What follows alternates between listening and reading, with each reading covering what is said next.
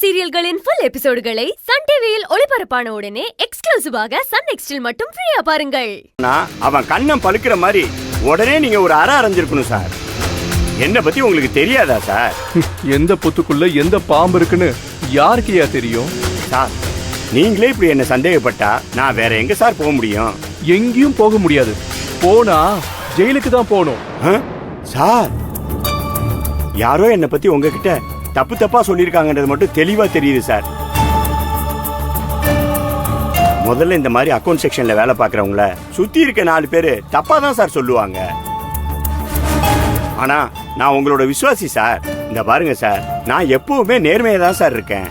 என் மேல பழி சொன்னா அந்த கடவுளே வருத்தப்படுவான் சார்.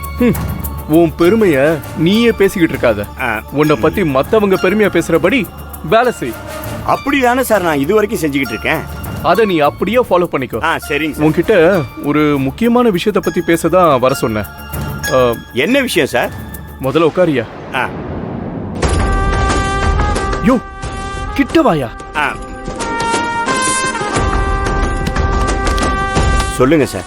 யோ, சுப்பிரமணிய மாமா இருக்காருல்ல, அவரோட கிராமத்து சிநேகித அதான்யா அன்னைக்கு வீட்டுக்கு வந்து அக்கா கிட்ட அவமானப்பட்டு என்கிட்டயே அடி வாங்கிட்டு போனானே.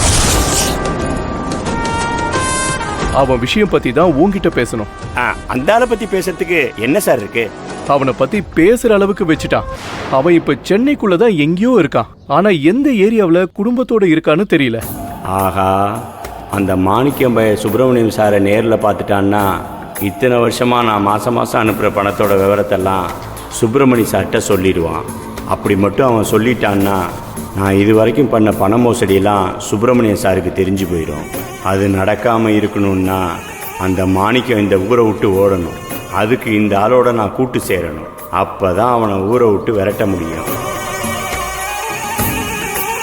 யோ, நான் கேட்டுக்கிட்டு இருக்கேன், நீ எங்கேயோ பார்த்து யோசிச்சுக்கிட்டு இருக்க? இல்ல சார், நீங்க சொன்னதை பத்தி தான் பயங்கரமா யோசிச்சுக்கிட்டு இருந்தேன். அந்த ஆள் அவன் குடும்பத்தோட சிட்டிக்குள்ள எங்க இருக்கான்னு நம்ம ஆளுங்களை வச்சு தேடி கண்டுபிடிச்சி உங்ககிட்ட சொல்லணும். அவ்வளவுதானே சார்? ஆமா, அது வெரி சிம்பிள் சார். என்னோட வேலையெல்லாம் கொஞ்சம் ஒதுக்கி வச்சுட்டு அந்த ஆள் இருக்கிற இடத்த நானே கண்டுபிடிக்கிறேன். பேசிக்கிட்டே இருக்க கூடாது, செயல்ல இறங்கி உடனே முடிக்கணும். சரியா சார்? அதை பத்தி நீங்க கவலைப்படாதீங்க சார், நான் பாத்துக்கிறேன். சார், நான் போய் சுப்பிரமணியன் சாரை பார்த்துட்டு அப்படியே கிளம்புறேன் சார். வரேன் சார். போ.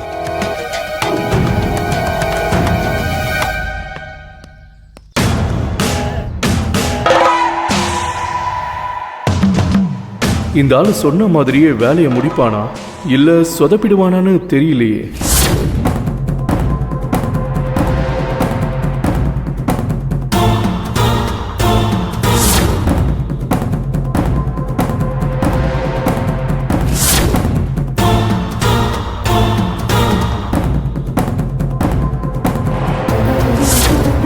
நாம இறங்கினாதான் எல்லாமே கரெக்டா நடக்கும். அன்னைக்கு சுப்பிரமணிய மாமா கேஸ் விஷயமா போலீஸ் ஸ்டேஷனுக்கு போனப்ப மாணிக்கமும் அவன் மனைவியும் அந்த முத்துப்பாண்டி மேல கம்ப்ளைண்ட் கொடுக்க வந்தாங்க. நாம தான் போலீஸ் ஸ்டேஷன்ல பார்த்தோம்ல.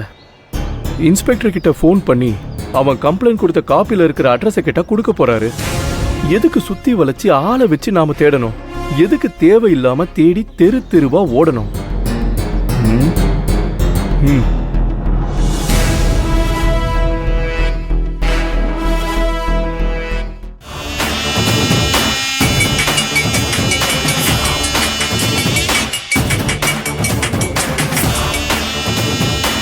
என்ன சார், எப்படி இருக்கீங்க?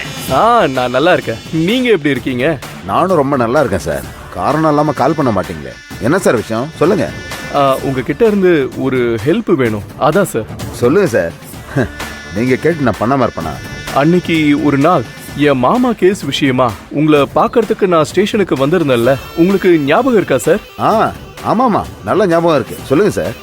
சார், அதே மாதிரி நாங்க வரத்துக்கு முன்னால திருச்செந்தூரை சேர்ந்தவங்க முத்துப்பாண்டின்றவன் மேல கம்ப்ளைண்ட் கொடுக்க வந்தாங்க. அது ஞாபகம் இருக்கா sir?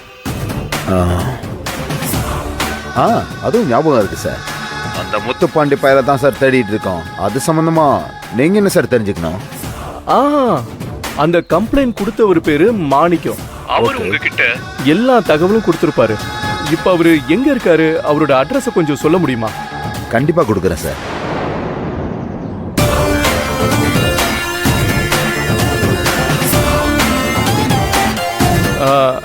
Thank you sir, thank you very much. ஆமா, என்ன விஷயமா ஒரு அட்ரஸ் கேட்டீங்க? அது வேற ஒன்றும் இல்லை, அவங்க தெரிஞ்சவங்க தான், சும்மா போய் பார்க்கணும், அதுக்காக தான் கேட்டேன். ஓகே சார், வேற எதுவும் இல்லையே? வேற எதுவும் இல்லை. ஏதாவது தேவைன்னா நானே உங்களை கூப்பிடுறேன், ஓகேவா? Okay sir.